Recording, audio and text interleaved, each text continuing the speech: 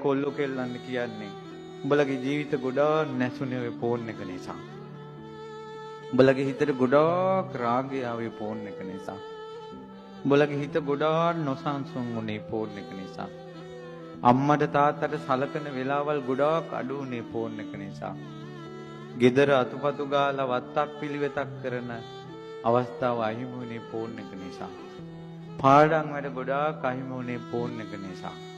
අනියම් සම්බන්ධතා මිනිසුන්ගේ ඇති වුණේ ෆෝන් එක නිසා.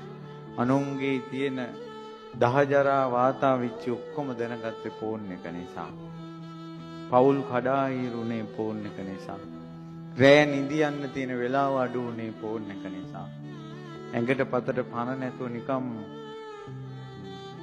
මන්ද පෝෂණේ හැදුනේ වුම් වගේ උඹලගේ ශරීරපත් උනේ ෆෝන් එක නිසා.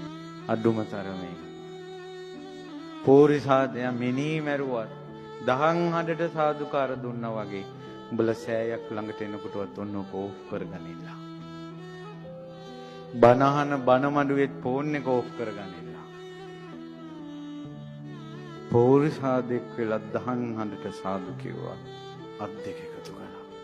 මේ සෑයක් වටේ දුවේ පුතේ ඔය ෆෝන් එක කොහේ හරි පස්ස පැත්තක ගහගෙන අත් දෙක එකතු කරලා සාදු කියාගෙන ඵලයල්ලා.